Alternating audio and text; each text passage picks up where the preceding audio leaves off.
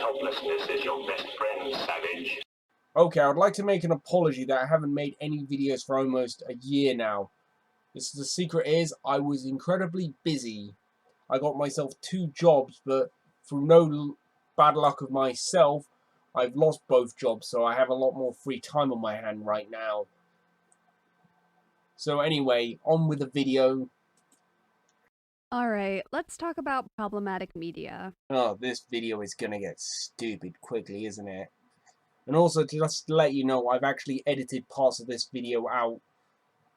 If I remember, I'll post the original link in the description for you to check out, but that's because the original video is 3/4 of an hour in length.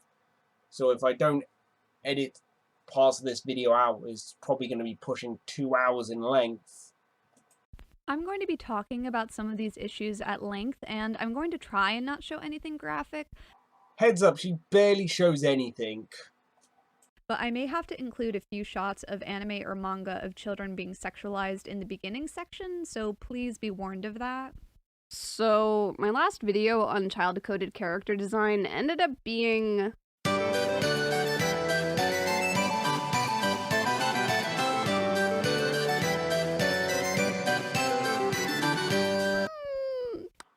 Personally, I thought your video, you had some good points, but you were partially full of shit. Kind of like this video as well. And to the audience of people who did not agree with me, well, okay.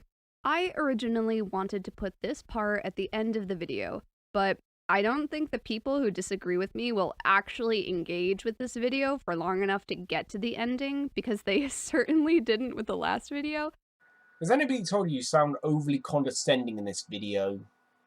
So, here is my follow-up statement to the Dragon Maid video, I guess.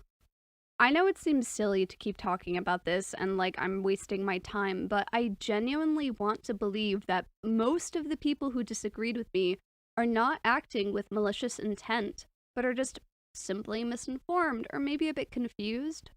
You might as well come out and say that you think every person who disagrees with you on that video is an idiot.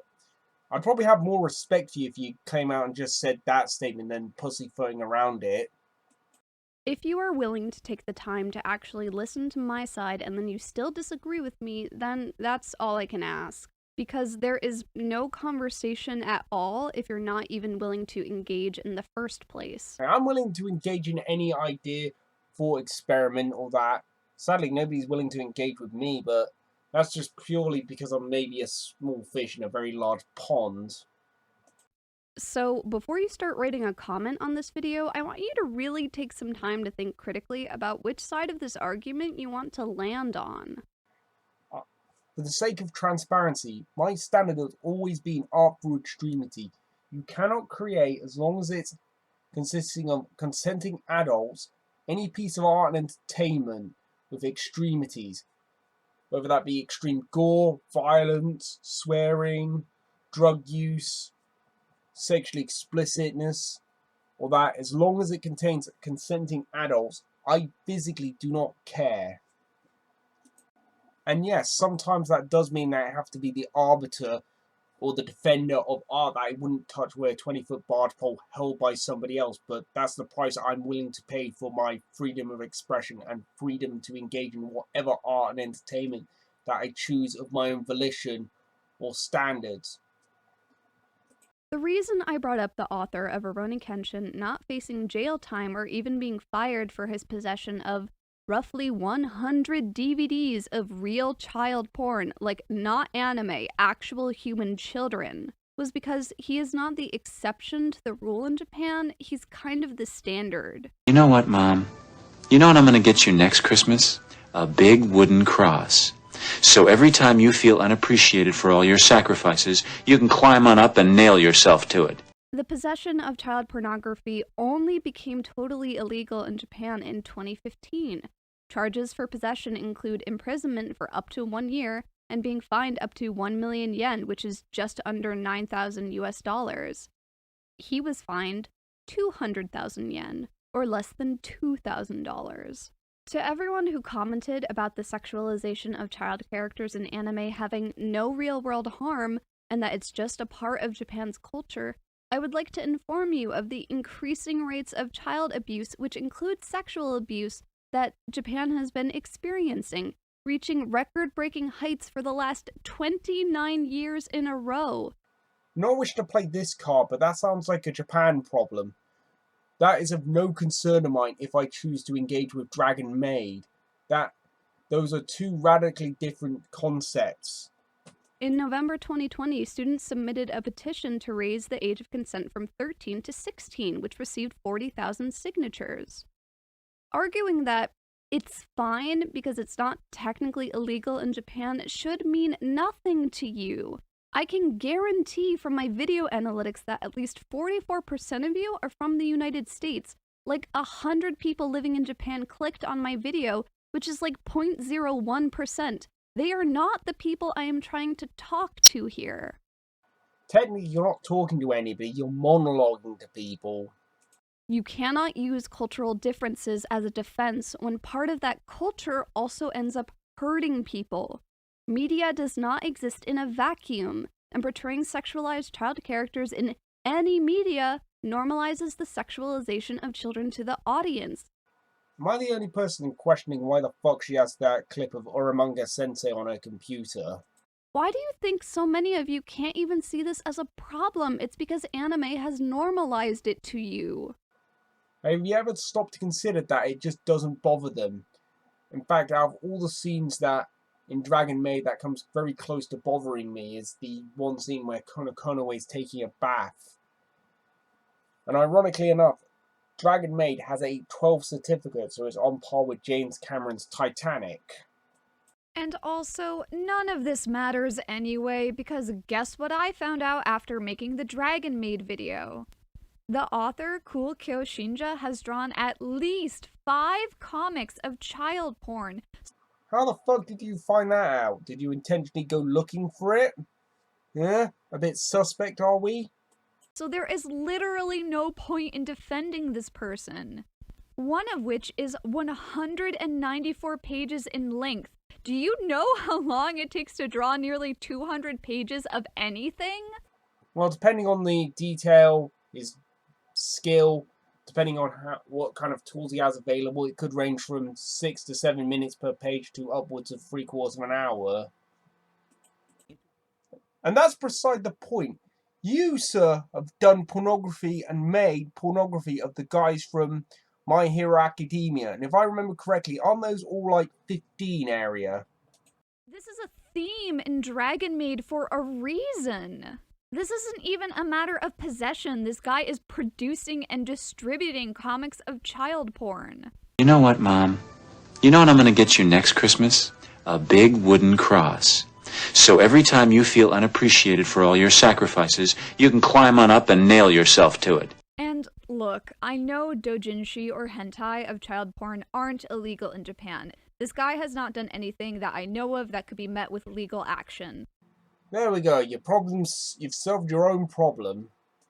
In 2005, in Richmond, Virginia, Dwight Worley was sentenced to 20 years in prison for his possession of child porn, including hentai, digital photos of real children, and graphic text-based emails. Among the arguments in his appeal was that cartoons are protected under the First Amendment because they do not depict real children. This is a pure grade A straw man. You're using a worse example to justify your behavior of some sort. Obscenity, including obscene depictions of children, either virtual or real, is unprotected speech. Congratulations, the law has solved your problems. Kobayashi's Dragon Maid has a story. It depicts and frames children in sexual situations, but it is not porn. I wouldn't even say it was that bad. In fact, it's actually a level below No Game, No Life. No Game, No Life is a 15 certificate. Kobe Maru's Dragon Maid is a 12 certificate. So I have no idea why you're complaining about it so much. Maybe somebody loves the sound of their own voice. It would not be classified as obscene. But because his doujins depict children having sex with adults, those would be considered obscene and they would not be protected under free speech. I'm not going to pretend I know what this guy's deal is. No, but you are heavily implying it. You might as well come out and say it. Do you think he's a paedophile? I don't think he's a paedophile. I think maybe at best he's a bit of an edgelord. And at worst he's maybe a bit of a boundary pusher, but that doesn't make him a bad person. It just means that he's a bit of an edgelord. However, I'm not sure how much faith to put in that, considering how enormously under-researched this issue is, and considering that homosexuality was also listed as a mental disorder until 1973, and that being transgender was only removed from the APA in 2012 under the term gender identity disorder. Technically, it's gender euphoria, which is a form of mental illness. And literally before anyone tries to frame pedophilia as another sexual orientation like homosexuality, I would posit that you cannot have a sexual orientation where the party you are attracted to is legally incapable of giving consent 100% of the time. They are in no way comparable. Doesn't stop the left from constantly trying these days.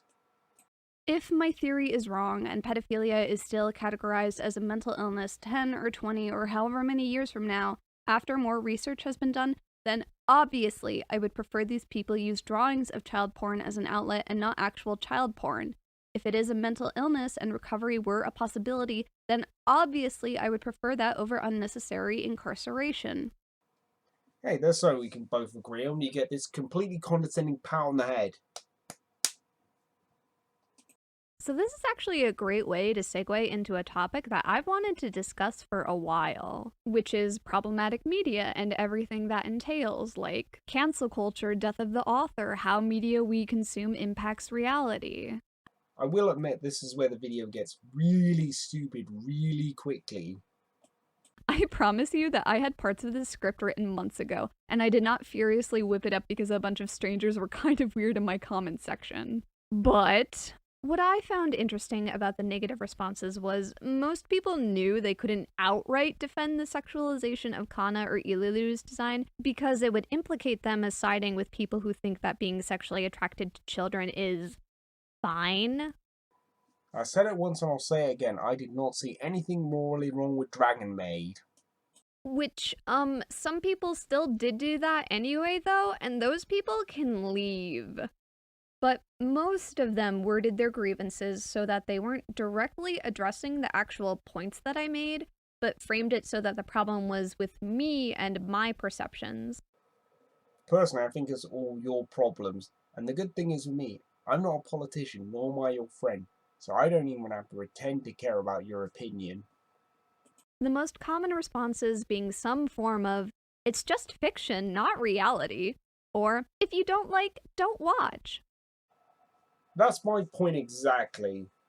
You have the 100% agency. You are a fully grown adult who has the agency to, of their own volition, choose to engage in a piece of art and entertainment. Nobody tricked you. Nobody's fooling you. And if you're that stupid that you're easily tricked into watching shows that you don't like or have no interest in, you're an idiot. A complete and utter idiot. Which, wow, the scales have fallen from my eyes. Truly, how could I have been so blind? Do I detect a note of sarcasm? Are you kidding me? This baby is off the charts. I am a human being that is clearly unable to distinguish fiction from reality. How silly of me! I wonder why all those people were so upset at the minstrel shows and the depiction of blackface when it's just a drawing after all. Art never has an impact on people, obviously. Like all those people upset at the Confederate flags and statues in America? What? They're just statues in fabric. It's not like their presence means anything. I mean, it's not like a drawn image can reinforce and perpetuate harmful ideologies to the people who see them, so much so that a government might even take action to ensure that depictions of those images have legal consequences. Oh, wait! Has anybody told you're a condescending fuck nugget lately? The phrasing of these comments are, I think, not meant to be a serious form of critique and are just supposed to put me on the defensive. But it is an absurd counter-argument because it completely closes the door for any critical analysis of any media. You know, you can do deep analysis on whatever you want to. We live in a free society. Heck, I could say I'm doing a deep analysis on this video right now. Like, out of context, don't like, don't watch seems like a reasonable statement. Which is a truly beautiful thing. You have the right to engage in what piece of art and entertainment that truly interests you, and nobody can stop you.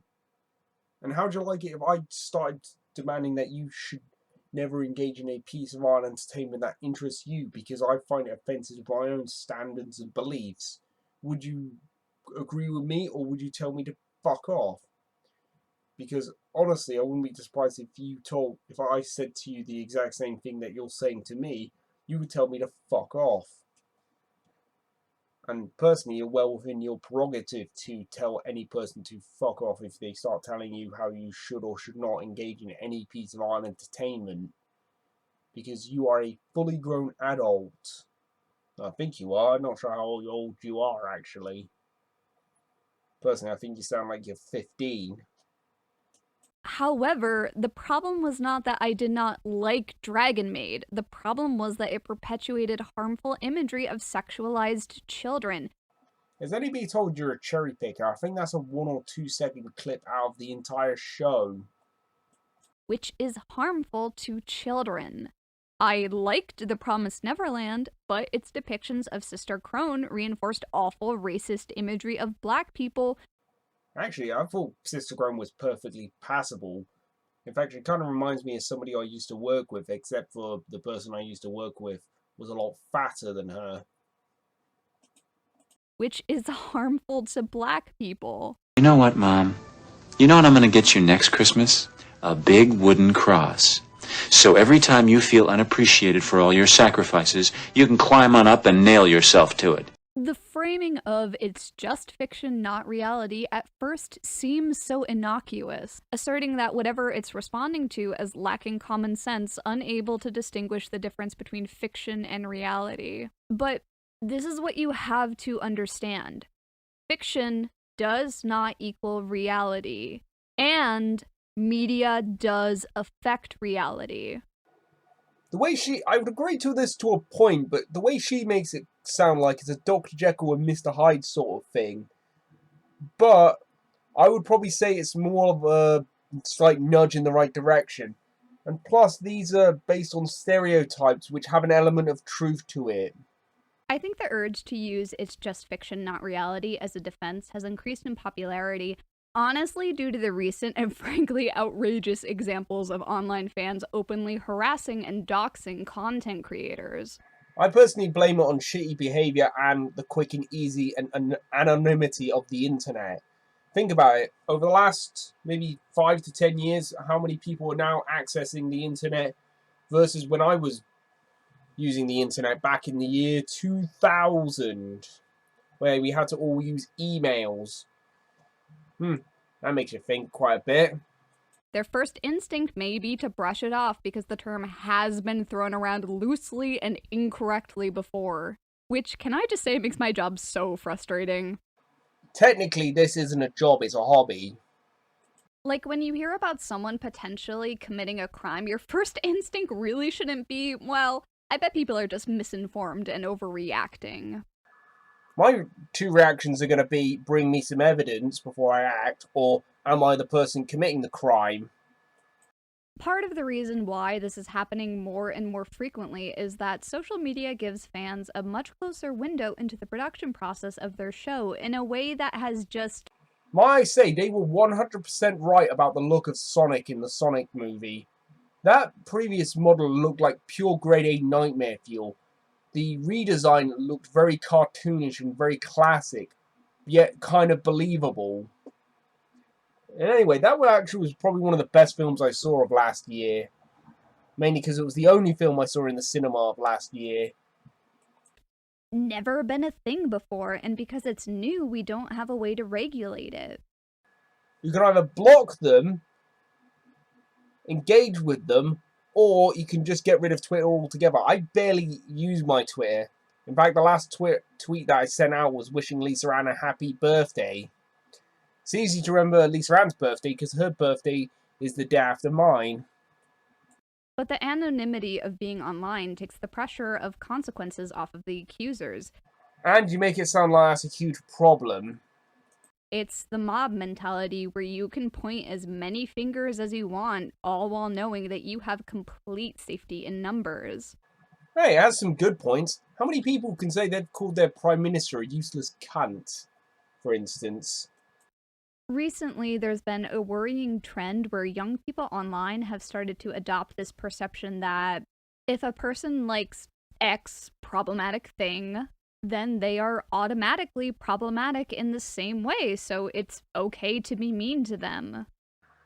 You know what? Liking art and entertainment does not make you an evil person. You know what makes you an evil person? Actively and choosing to do evil acts. That's what makes you evil. Which is obviously absurd because that is not how human beings work. The ideology that we can only like media if it is perfect and completely unproblematic is impossible, because anything made by human hands is inherently biased and imperfect. You might as well say right now that playing violent video games make you violent, because you're just one degree away of saying something like that.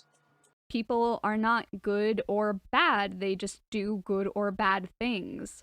But there's a major flaw within that mentality because deep down, everybody believes that they're a good person.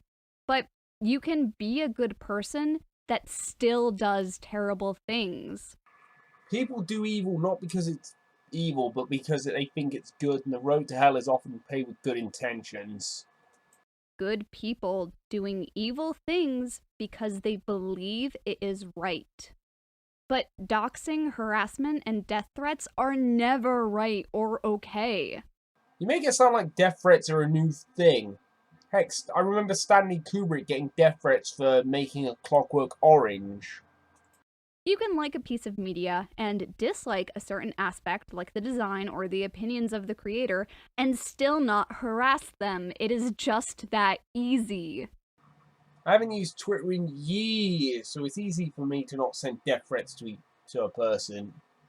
Watching a show does not make you a bad person, period. That's Rich, you've heavily implied that throughout this video, that what liking Dragon Maid makes you a raging paedophile. I'd like to point out, I've said this once, Dragon Maid has a 12 certificate, so it's on par with the melancholy of Haruhi Suzumiya, and for the sake of nudity. In fact, I would actually say that's a bit harder just because of the scenes involving Lucula. You can't let yourself feel bad about something that you had no way of knowing about. I don't feel bad for enjoying any piece of art and entertainment. It is something that I do for my own relaxation, and it's something that I do of my own volition. And if you think you can make me feel bad for doing so, you can go fuck yourself. That's my response. Fuck you and kiss my ass. Full disclosure, part of the reason why I'm so passionate about this is because I went through this experience with Rurouni Kenshin.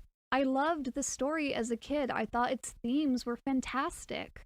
I must have watched it all the way through at least twice.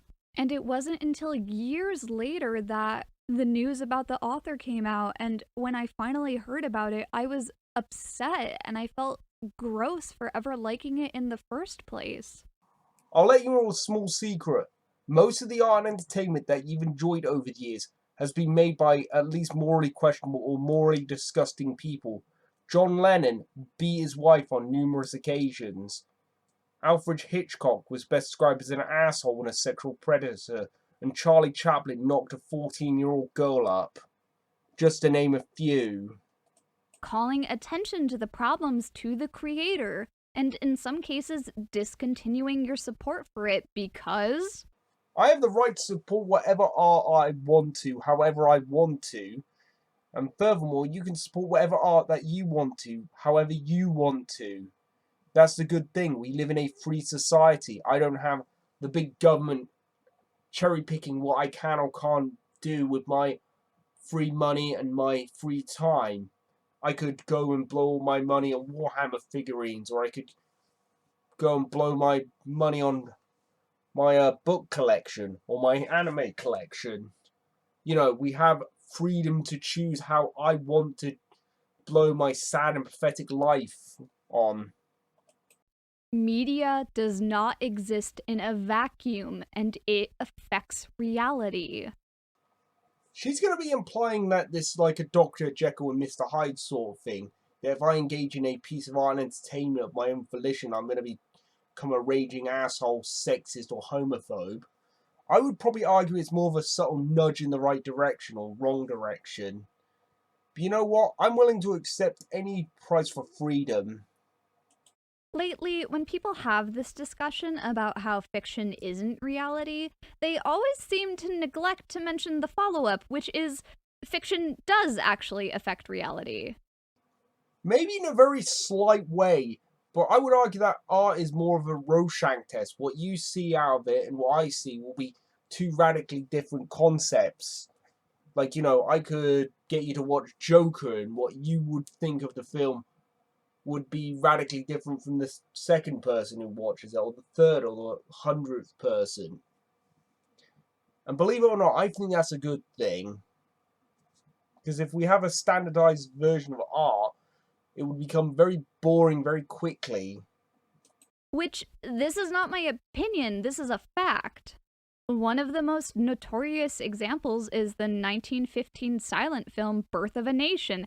Some of you might be familiar with it because it single-handedly inspired the rebirth and resurgence of the KKK.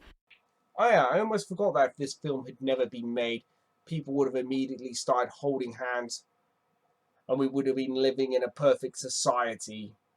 No, people would have still killed each other, they still would have had race riots, and they still would have killed each other over petty arguments. The only difference being is I think they probably wouldn't have worn the bed sheets and burned the cross. I could talk about Bambi causing deer hunting rates in the US to drop by half, the movie Fight Club being the impetus for New York's underground fighting circuit. Yeah, because as we all know, the concept of people punching each other in the face didn't exist until before Fight Club existed. You're a fucking idiot. George Orwell's works giving us a term to describe a very specific type of dystopia in a single word, Orwellian. Science fiction often has influence on actual scientific innovation and technology. That is not a fucking hoverboard. That is a Segway without the handle. Life imitates art. Yes. Sir, what if a writer is attempting to create a story where nothing much happens, where people don't change, they don't have any epiphanies, they struggle and are frustrated and nothing is resolved? More a reflection of the real world. The real world? Yes, sir. The real fucking world. First of all, you write a screenplay without conflict or crisis, you'll bore your audience to tears. Secondly, nothing happens in the world? Are you out of your fucking mind? People are murdered every day. There's genocide, war, corruption. Every fucking day, somewhere in the world, somebody sacrifices his life to save somebody else. Every fucking day, someone somewhere takes a conscious decision to destroy someone else. People find love, people lose it. For Christ's sake, a child watches a mother beaten to death on the steps of a church. Someone goes hungry. Somebody else betrays his best friend for a woman. If you can't find that stuff in life, then you, my friend, don't know crap about life. And why the fuck are you wasting my 2 precious hours with your movie? I don't have any use for it. I don't have any bloody use for it. Okay, thanks. But we are not infallible, and media does inarguably have an effect on how we perceive reality in both positive and negative ways. And what do you suggest? That we only ever produce art and entertainment that appeals to your small-minded sensibilities? Or if that happened, all you would end up with is about 4 or 5 movies produced every year and they would all suck. Alright, so in hindsight, obviously making a film right after the Civil War glorifying the Ku Klux Klan was a bad move. This movie probably shouldn't have been made at all. Not for any lack of trying, obviously. There were ultimately unsuccessful attempts to ban the film by the NAACP. I'm supposing you don't know what the Streisand effect is. The more you try to ban or get rid of a piece of art and entertainment, the more strong you make it. Creators can't always predict the scope of the consequences of what they're making until after it's too late. Proof of that being this video. You didn't know I was going to make this video. You didn't know what. And I don't know how you're going to react to it. You're probably either going to ignore me, use an ad hominem, or who knows, maybe you actually engage with the video and try and prove me wrong. That's something I always inspire to people, is to prove me wrong, because it shows that you're thinking for yourself. And that's something that I want people to do more of. Once something has been published, you can never take it back. Take, for instance, the 1975 film Jaws by Steven Spielberg, which sparked a huge wave of fear and anti-shark sentiment that have haunted human perceptions of sharks to this very day. Galeophobia is as old as any other fear, and there is some justification for it. As for shark numbers were going down since probably the mid-50s or 60s, long before Jaws came out. And I think there's this clip from Men in Black that sums up my thoughts on how panicky people can get. A person is smart. People are dumb, panicky, dangerous animals, and you know it. But what I find fascinating is not just the audience response to this film, but the author's response to his new legacy.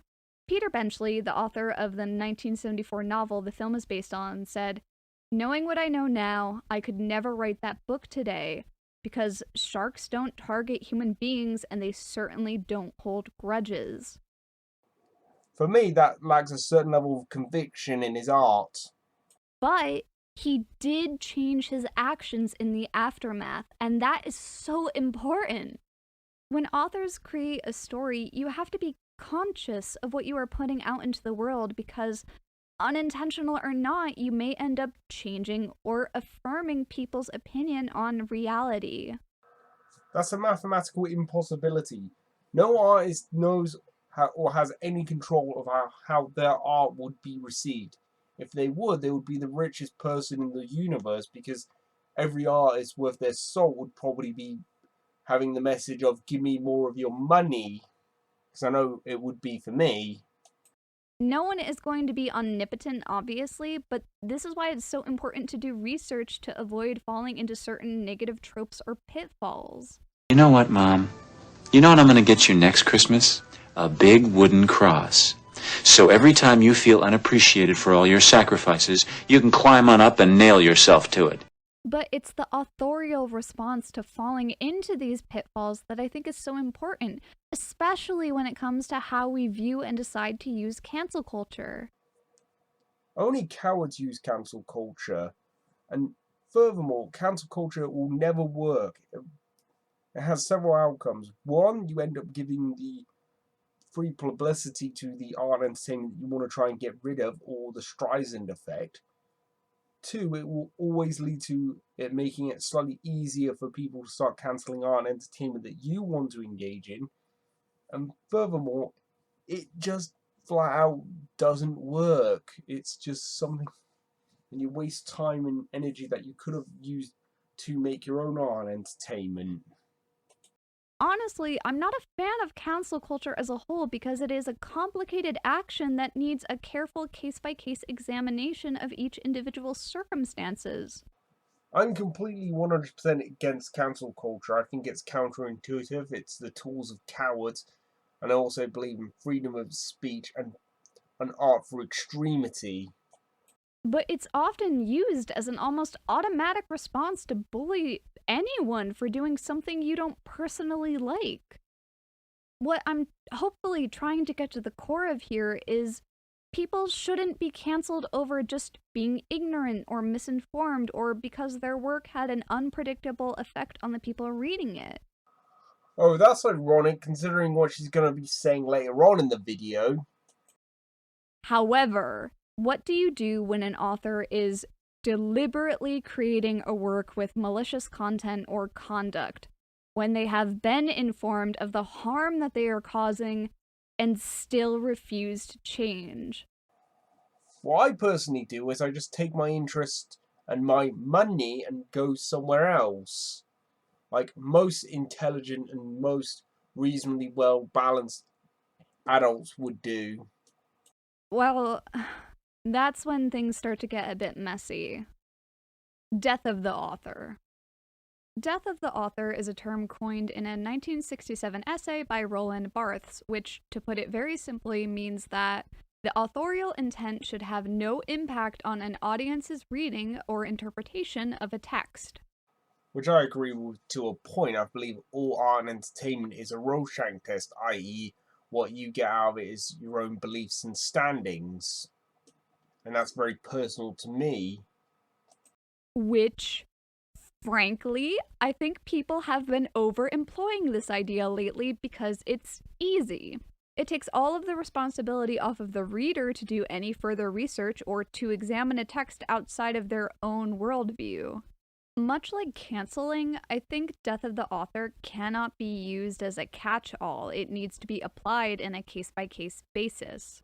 Yeah, again, this is too subjective, too broad and too varied to be of any potential use to anybody. What you're talking about is, me taking moral responsibility for every other person's actions. I'm only responsible for my actions, and if I decide to push out some art, I am not responsible for whatever people do with it. Like, you're not responsible for if, let's say, for instance, somebody got really frustrated with the punched the first person they saw. Would you take the video down if something like that happened? Like, H.P. Lovecraft was racist, even for the time he was born in. In Lovecraft's defense, he did get past his racism as he got older. He had a severe amount of mental illness, and even his parents both spent time in a mental hospital. Then I also have to mention J.K. Rowling, which I know, I am also sick of hearing and talking about this. I promise I will keep it quick. This is, for me, the big turning point of the video. This is where she goes from being, I think, a well-meaning idiot to, I think, a morally disgusting person. If you just examine the text of Harry Potter, you're not going to find anything really offensive in there. In hindsight, there are some interesting things worth noting. Like the stairs to the Gryffindor girls' dorm forcibly denying entry to any biological male students, which, would that exclude trans women and non-binary folks if it's only going by biological gender? Transgenderism was made up by John Money to cover up his own latent pedophilia. So I'm sorry, but if you use transgenderism, you are unintentionally endorsing an open pedophile. And there is no non-gendered word for magical person, only the binary witch or wizard. Knowing nothing of J.K. Rowling's personal opinions, you could probably enjoy Harry Potter guilt-free. However, you would have had to have been living under a rock to have not have heard about her recent transphobic tweets that... Let's read this out loud. Dress how you please, call yourself whatever you like, sleep with any consenting adult who you like, live the best life in peace and safety, but forcing out a woman out of their jobs for stating that sex is real. Oh my god, look at the transphobia in that. She has to be cancelled immediately. We have to force her to apologise, bend the knee and that. Let me just preference this point. If you have any problem with that statement, you are the most sensitive person who has ever lived, and I have no respect for you whatsoever. Started as late back as December in 2019 and then culminated in a string of her doubling down in June of 2020. Because that was what we needed in June of 2020. A millionaire author telling trans people that she would be on their side if they were being discriminated against. I could barely think of a group of people that actually have more protection. They can get people fired for stating that gender is a real thing. There's Janine in Canada who threatened a bunch of anaesthetists to wax his male genitalia. Most recently in Canada, there was that man who's the father of that young girl who's getting hormone replacements procedure without his knowledge or consent, who has been sent to jail for 6 months for speaking out about this thing. So I can barely think of a group of people that actually had more protection than this. And that's just off the top of my head. I'm fairly certain if I actually put in time and research, I could come up with more stories about how transgender people are victimizing other people. What do you mean if? You are literally discriminating against them right now on the basis of them being trans. How is she discriminating against them? She is stating that biology is real and there are only two genders. And guess what? Biology is real and there are only two genders. This was made up by academia to give them something to fight for, which is actually kind of sad and pathetic when you think about it at the end of the day. I'm not going to unpack everything she said. That's not what this video is about. If you want to know more, Lindsay Ellis and ContraPoints have both made excellent videos about this already. Those two people are the most biggest idiots I have, and you're an even bigger idiot if you think they're smart. J.K. Rowling being a TERF, a trans exclusionary radical feminist. Actually, she isn't even that radical in the grand scheme of things. She's not ordering people to go out there and kill trans people or commit violence towards them. She's just stating that biology is real. And using her platform of millions of people to demonize trans women. She wasn't demonizing them, she was just stating that biology and sex is real.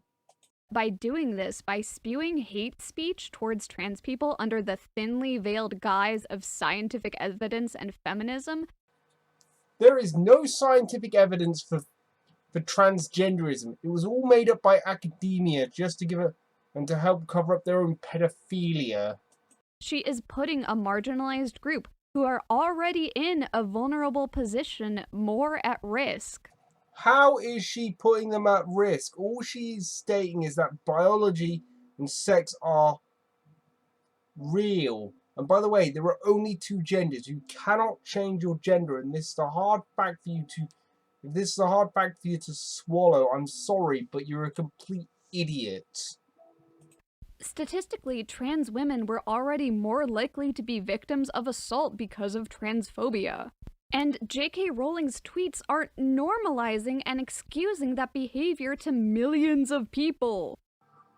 Dress how you please, call yourself what you like, sleep with any consenting adult, live the best life in peace and security, but forcing out a woman of her for stating that sex is real. I'm sorry, but point to me how she is putting trans people at risks. Because I personally don't see it. I have an IQ of almost 125. So there is very little I cannot understand. Between 2019 and 2020, anti-trans hate crimes have increased 16% according to the UK's Home Office. I personally think those numbers are being severely inflated. And knowing all of this, I cannot support her. Has anybody told you to take your overly moraling opinion and shove it up your ass?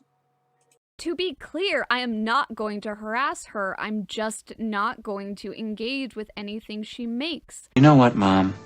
You know what I'm going to get you next Christmas? A big wooden cross.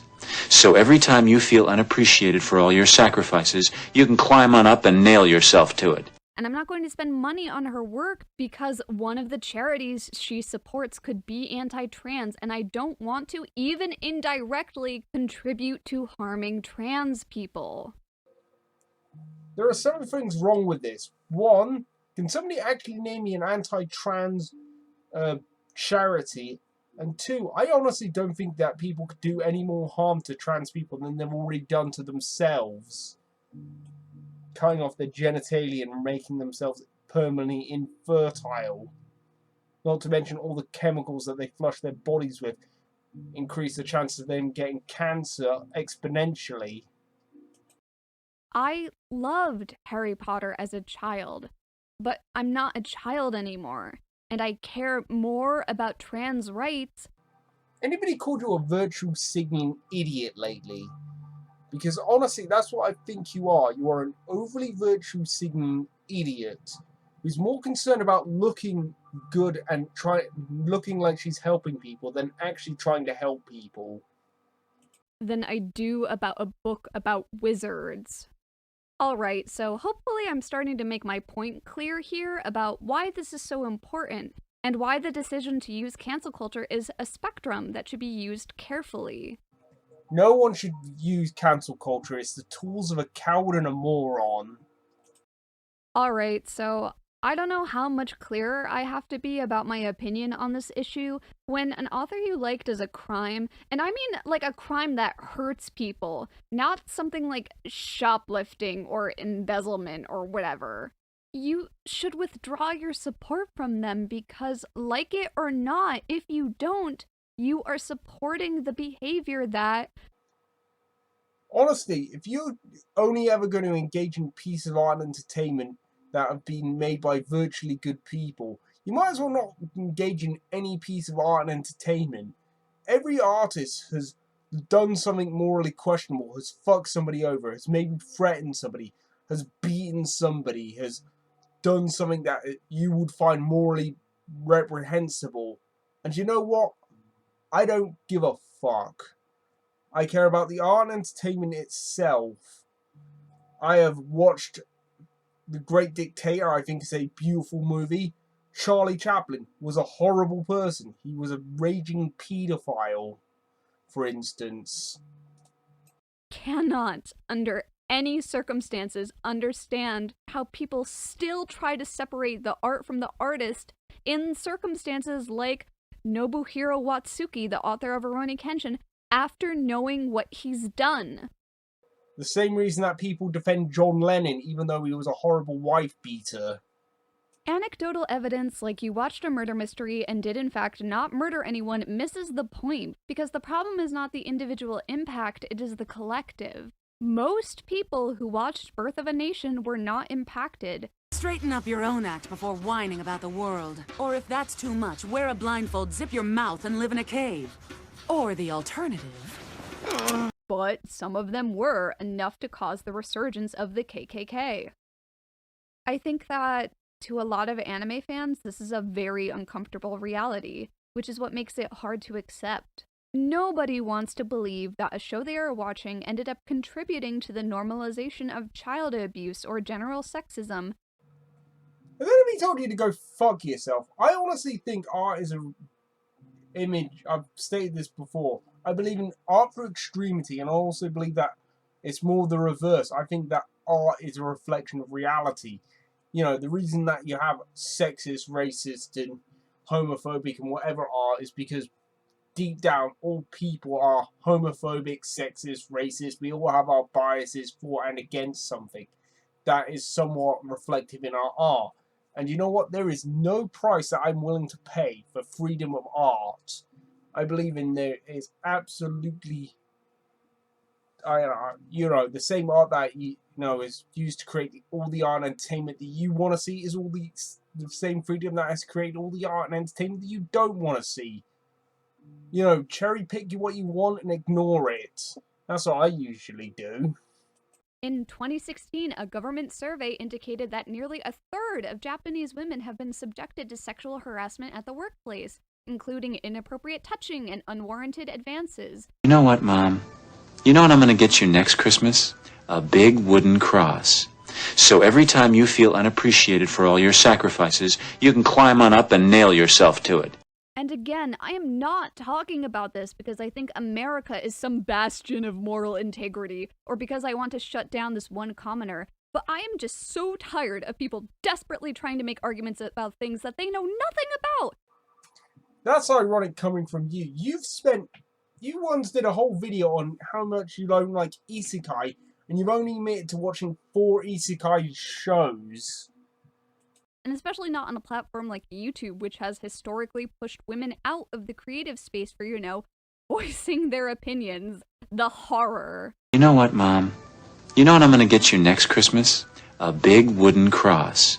So every time you feel unappreciated for all your sacrifices, you can climb on up and nail yourself to it. Many people just use anime as an escape from reality, and they aren't thinking critically about the deeper ramifications of the media they are consuming. And what the fuck is wrong with that? They just want to see someone get punched in all its beautiful animated glory.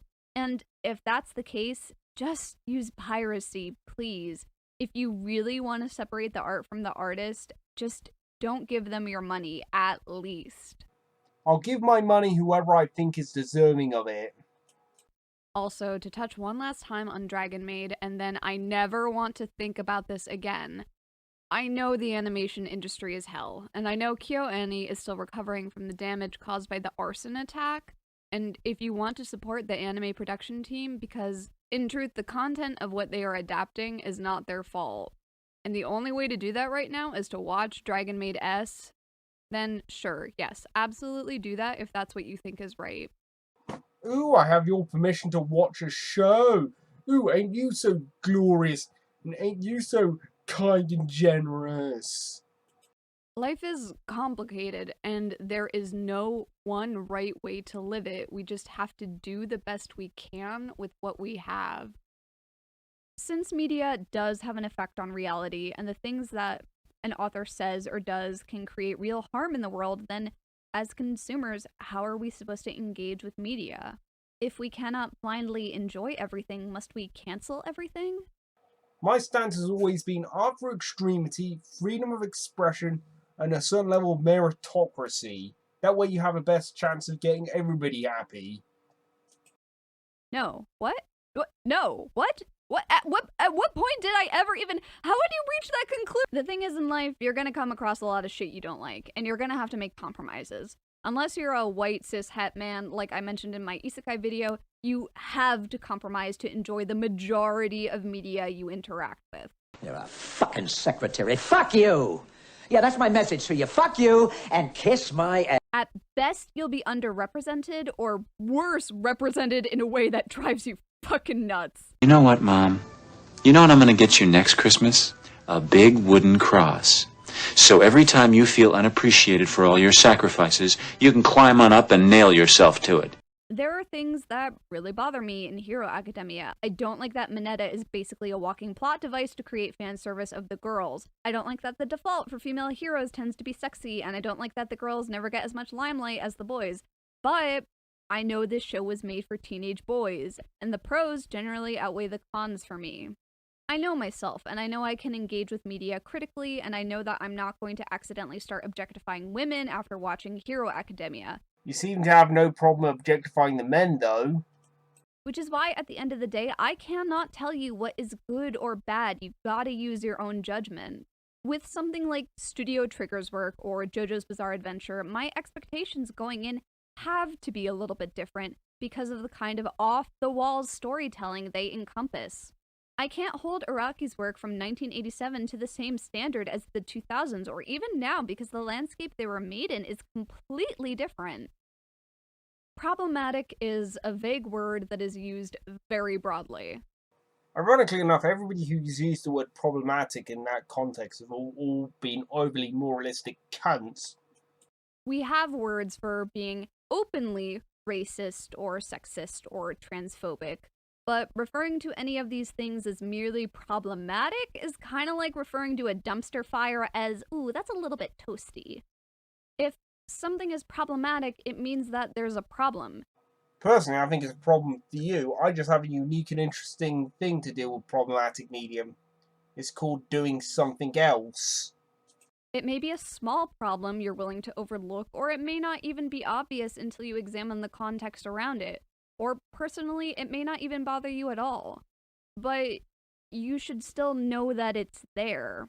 That is too subjective, too many variables, and you know what? What do you want me to do about it? You know, certain art has to have problematic material in it. You know, for instance, Apocalypse Now, that is surprisingly, you know, it deals with war, genocide, death. Joker dealt with mental illness. Logan dealt with, you know, death of a hero. And thinking about all the other pieces of art and entertainment. Heck, I've been rereading The Boys. The Boys has rape, genocide, sexual objectification, what people will compromise their morals to achieve their goals, corporatism, mental illness, and all the other disgusting, amoral pieces of art that can come from an art form. And I'm sorry, but that art has to come from freedom, and the occasional freedom to do fucked up things, to have your characters do morally questionable things. Unless you want all art and entertainment to be like Sesame Street, you have to accept that art has to have problematic material in it, or dealing with fucked up ideals, or you know what, you could just never engage in any piece of art and entertainment whatsoever. Or you could make it yourself. I would love to see you try and make your own movie, or manga, or comic book series. And if someone tells you a thing is a problem, maybe don't shut them down immediately, and also do your ding-dang research. If I told you a piece of art and entertainment was problematic from my point of view, would you stop watching it, or would you tell me to go fuck myself? But, really, if you're wondering if you should cancel someone, all you have to do is just not engage with their work in a way that monetarily supports them. I'll give my money to whoever I think is deserving of it. I loved Rurouni Kenshin as a child, and I loved Harry Potter, but I can't love them anymore, and that's fine. I would ask yourself, what really do you lose by choosing not to engage with a piece of media? The crippling lows and the fantastic highs, and that is worth any price that I'm willing to pay. Now, anyway, I'm going to end the video here. Neurotic, on the off chance you're watching this, you are a morally disgusting hypocrite, and I have no respect for you whatsoever. So anyway, bye now, and I'll see you later.